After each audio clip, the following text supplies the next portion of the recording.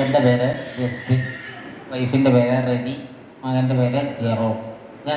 ഞങ്ങൾ ഇടുക്കി ജില്ലയിലെ മുള്ളരിങ്ങാട് എന്ന സ്ഥലത്ത് നിന്ന് വരുന്നതാണ്. 2009 ഞങ്ങളുടെ വിവാഹം കഴിഞ്ഞു.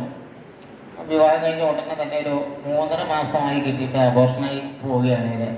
അതിനൊരു ഏകദേശം ഒരു 3 വർഷത്തോളം ഞങ്ങളിങ്ങനെ ഹോസ്പിറ്റലായിട്ട് നടന്നു. അവിടെയൊന്നും ഞങ്ങൾക്കൊരു ആശ്വാസം കിട്ടാവുന്ന അവസാനമാണ് ഞങ്ങൾ മക്കളില്ലാത്ത ദമ്പതികളുടെ ധ്യാനത്തിന് 2012 തുടർച്ചയായിട്ട് 2018 വരെ 17 വരെ ഞങ്ങൾ ഇതുപോലെ നിങ്ങളിരിക്കുന്ന പോലെ വന്ന് ധ്യാനം കൂടി.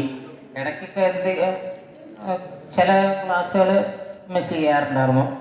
തുടർച്ചയായിട്ട് ഇങ്ങനെ വർഷങ്ങളോളം ഞങ്ങളിവിടെ വന്ന് പ്രാർത്ഥിച്ച് നടന്നതിൻ്റെ ഫലമായിട്ട് ഞങ്ങൾക്ക് 2018 നവംബർ 24-ാം തീയതി ഈ മകനെ തന്ന് ദൈവം അനുഗ്രഹിച്ചു.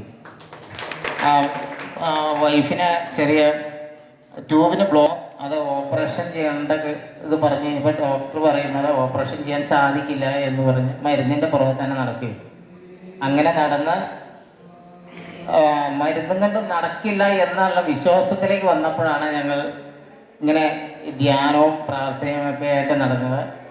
ഞങ്ങൾ തുടർച്ചയായിട്ട് ഉപവാസമൊക്കെ എടുത്ത് എല്ലാ വെള്ളിയാഴ്ചയും ഉപവാസമൊക്കെ എടുത്ത് ഇങ്ങനെ നടന്ന് പിന്നെ എൻ്റെ കൂടെ വർക്ക് ചെയ്യുന്ന അന്യമത്സരം എന്നെ കളിയാക്കുമായിരുന്നു.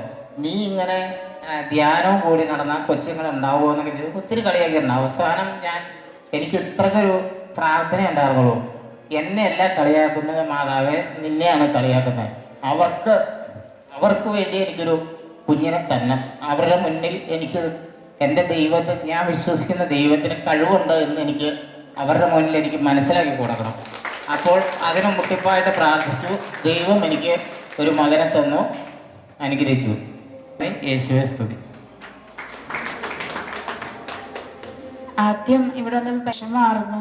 പിന്നെ ഇവിടെ ഒന്ന് ഏറ്റവും ആദ്യം ബ്രദർ പറഞ്ഞു, നമ്മൾ പ്രാർത്ഥിക്കുന്നത് എനിക്ക് കൊച്ചിനെ വേണം എന്നല്ല, മക്കളില്ലാത്ത എല്ലാ ദമ്പതികൾക്കും മക്കളെ നൽകി അനുഗ്രഹിക്കണമേ എന്ന് ഞങ്ങൾ പ്രാർത്ഥിക്കാൻ തുടങ്ങി. എല്ലാ ദിവസവും അങ്ങനെ പ്രാർത്ഥിക്കുമായിരുന്നു. പിന്നെ ഞാൻ പ്രഗ്നൻ്റ് ആയി കഴിഞ്ഞപ്പം എനിക്ക് ഷുഗർ കൂടുതലായി. ഞാൻ ഫുൾ ബെഡിൽ തന്നെ കിടപ്പായിരുന്നു. ഇൻസുലിൻ എടുക്കുമായിരുന്നു. പിന്നെ സ്റ്റിച്ച് ഇട്ടു, ബ്ലീഡിങ് ആയി. ഇതിൽ നിന്നെല്ലാം ദൈവം രക്ഷിച്ച് ഞങ്ങൾക്ക് മകനെ തന്നു.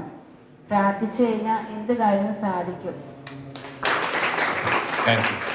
പ്രാർത്ഥിച്ചാൽ ഉത്തരമുണ്ട്, യാചിച്ചാൽ മറുപടിയുണ്ട്, മുക്തിയാൽ തുറന്നിടും, ചോദിച്ചാൽ ലഭിച്ചിടും. അതു നിശ്ചയം, നിശ്ചയം, നിശ്ചയം, അതു നിശ്ചയം. വാക്കു പറഞ്ഞവൻ മാറുകില്ല.